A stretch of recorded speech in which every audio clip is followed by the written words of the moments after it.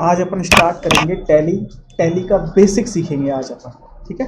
बिल्कुल zero level से चालू करेंगे अपन। सबसे पहले तो ये जो टैली सॉफ्टवेयर है ये क्या है और क्या काम में आता है ये मैं आपको बताऊंगा। टैली का सॉफ्टवेयर एक अकाउंटिंग सॉफ्टवेयर है। अकाउंटिंग सॉफ्टवेयर कैसे? इस सॉफ्टवेयर के अंदर केवल और केवल हम अकाउंट से संबंधित ही काम कर सकते हैं। कंप्यूटर में हर चीज़ के अपने अपने अलग अलग सॉफ्टवेयर होते हैं। गाने चलाने के लिए अलग होता है, वीडियो देखने के लिए अलग होता है, हर चीज़ के लिए कंप्यूटर में सॉफ्टवेयर होता है। ये पर्सनल टैली अकाउंट्स में ही काम आता है, ठीक है। अच्छा, इसको हम क्यों सीख रहे हैं और क्या काम आएगा?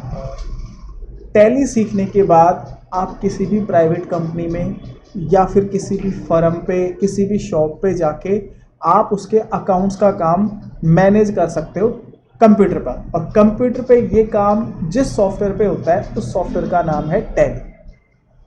आई बात समझ में? वैसे तो टैली सीखने के लिए हमारे पास कॉमर्स सब्जेक्ट का होना कंपलसरी होता है। जिनको कॉमर्स की जो नॉलेज होती है उनको बेसिक पढ़ने की जरूरत नहीं पड़ती, वो डायरेक्ट कंप्यूटर पे सीख सकते हैं। अब चूंकि आप आर्ट्स के स्टूडेंट हो इसलिए आपको बेसिक चीज़ें बताई जाएगी। टैली का सीधा सा उपयोग केवल और केवल व्यापार में होता है। कहाँ पे होता है टैली का उपयोग?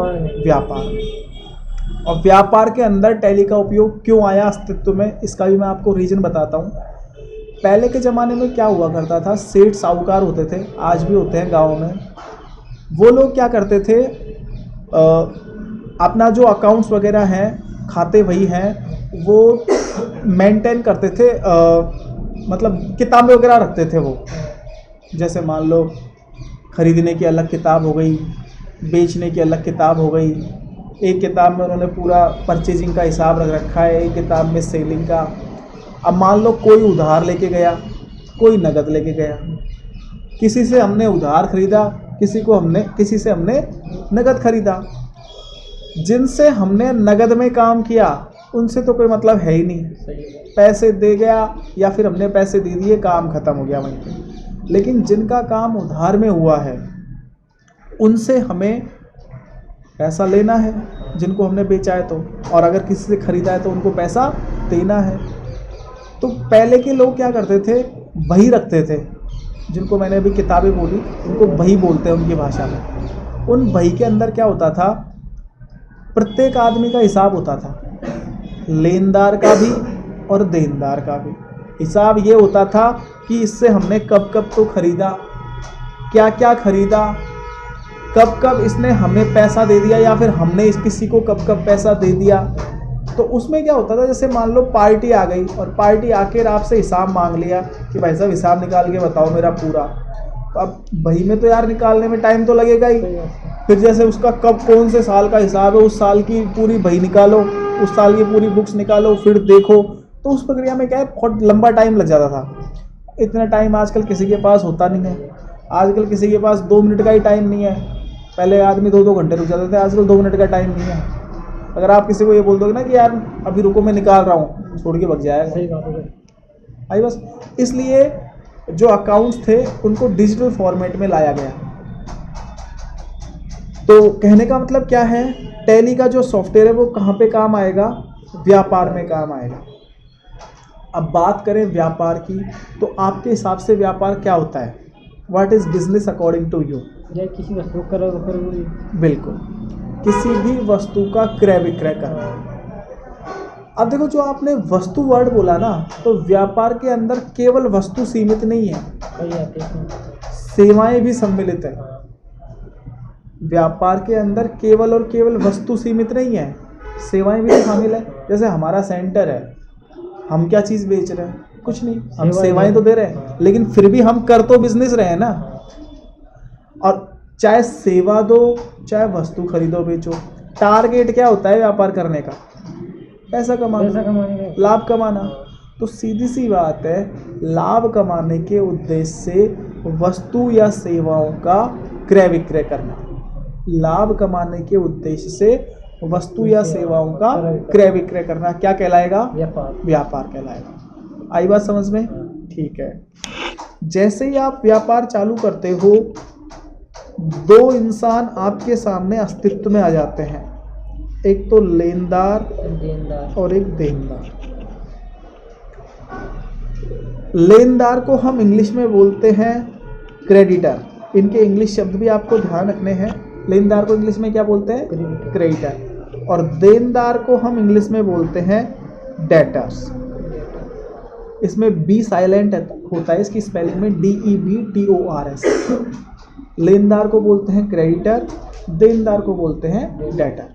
और व्यापार को इंग्लिश में क्या बोलते हैं? बिजनेस। ये तो आपको पता होगा। लेनदार का मतलब लेने वाला और देनदार का मतलब देने वाला। क्या लेने वाला क्या देने वाला, दोनों का सिंपल सा एक ही फंडा है, पैसा। जो भी हमसे पैसे लेगा वो हमारा लेनदार, जो भी हमको पैसे देगा वो हमारा देनदार। क्लियर? अब कोई भी व्यक्ति हमको पैसे क्यों देगा या फिर कोई भी व्यक्ति हमसे पैसे क्यों लेगा व्यापार में, उसका पर्टिकुलर कोई ना कोई रीज़न होता है। जैसे लेनदार हमसे पैसे क्यों लेगा? क्योंकि हमने उससे या तो माल खरीदा है या सेवाएं ली है। नगद या उधार? उधार। नगद में तो काम खत्म। नगद में तो हम लेनदार देनदार किसी को बता ही नहीं सकते। लेनदार देनदार केवल और केवल उधार के केस में होते हैं। अगर आपने किसी से नगद लिया है या फिर किसी को नगद दिया है तो उस केस में लेनदार देनदार का कॉन्सेप्ट ही खत्म हो जाता है। लेनदार और देनदार का कॉन्सेप्ट कब आता है? जब आपने काम कैसे किया है? उधार में किया है। तो किसी को भी आपने उधार में सेवाएं दी है या फिर उधार में माल बेचा है तो वो आपका कौन हो जाएगा? देनदार हो जाएगा। वैसे ही आपने किसी से उधार सेवाएं ली है या फिर किसी से उधार माल खरीदा है तो वो आपका कौन हो जाएगा? लेनदार हो जाएगा। ये कॉन्सेप्ट टैली के अंदर बहुत ज़्यादा परेशान करता है। जब हम रियल लाइफ में वर्क करते हैं तो आपको थोड़ा सा ध्यान रखना है। क्रेडिट और डेबिट है ना, इनका कुछ समझ नहीं, वो तो आगे की चीज़ है। क्रेडिट डेबिट अलग है, ये क्रेडिटर्स है। क्रेडिट डेबिट तो अलग चीज़ है, क्रेडिटर डेबिटर अलग चीज़ है। वो जो CRDR वाला कॉन्सेप्ट आप बता रहे हो वो मैं आपको आगे सिखाऊंगा। अभी तो मैं आपको केवल लेनदार और देनदार के बीच में मैं आपको जो वोकेबलरी है ना वो बता रहा हूँ। अभी केवल टैली के अंदर कौन कौन से शब्द काम में आएंगे उनकी परिभाषाएं बता रहा हूँ। जो आप CRDR पूछ रहे हो वो बहुत आगे की चीज़ है।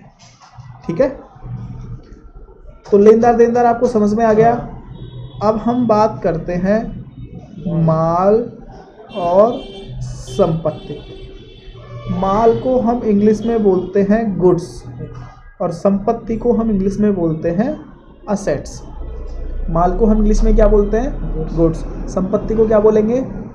असेट्स। असेट्स क्या बोलेंगे? असेट्स। अब व्यापार के अंदर हम माल किसको कहते हैं? जिन वस्तुओं का हम क्रय विक्रय कर रहे हैं।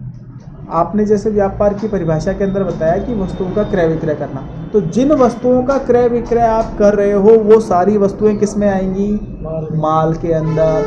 फॉर एग्जाम्पल आपकी शॉप का नाम है मीना मोबाइल पॉइंट, ठीक है, ये आपकी शॉप का नाम है। आपकी शॉप के अंदर जितने भी मोबाइल आपने बेचने के लिए रख रखे हैं वो सारा का सारा क्या है? आपका माल। गोदाम में कोई चीज़ है। यस। अब जैसे मान लो कोई कस्टमर आपकी दुकान पे आएगा तो आपसे आते ही क्या मांगेगा? भाई साहब ये मोबाइल देना, वो मोबाइल देना। यानी वो क्या खरीदने आया आपका? क्या खरीदने आएगा आपसे? माल खरीदने आएगा। अब ऐसा तो है नहीं कि मोबाइल की दुकान है ऐसे बोलेगा कि यार भाई साहब ये फर्नीचर कितने का दिया। दुकान के अंदर फर्नीचर लग रहा है वो तो उसकी रेट तो पूछ ही नहीं सकता। वो अगर पूछेगा भी तो हम उसको क्या बोलेंगे? भाई साहब मोबाइल बेच रहे हैं, फर्नीचर थोड़ी बेच रहे हैं। आई बात समझ? तो गुड्स के अंदर कौन सी चीज़ें आएंगी? जिन चीज़ों का हम क्रय विक्रय कर रहे हैं, किस उद्देश्य से? लाभ कमाने के उद्देश्य से। संपत्ति में कौन कौन सी चीज़ें आ जाएंगी? जिन चीज़ों से हम व्यापार चला रहे हैं। संपत्ति बिल्डिंग, संपत्ति फर्नीचर, संपत्ति कंप्यूटर, संपत्ति प्रिंटर। जितनी भी चीज़ें आपने व्यापार चलाने के लिए लगा रखी है वो सारी की सारी आपकी असेट्स में मानी जाएंगी, जिन चीज़ों के बिना आपका बिजनेस चल नहीं सकता। फॉर एग्जांपल आपकी मीना मोबाइल पॉइंट की शॉप है, आप इस शॉप को बिल्डिंग किराए पे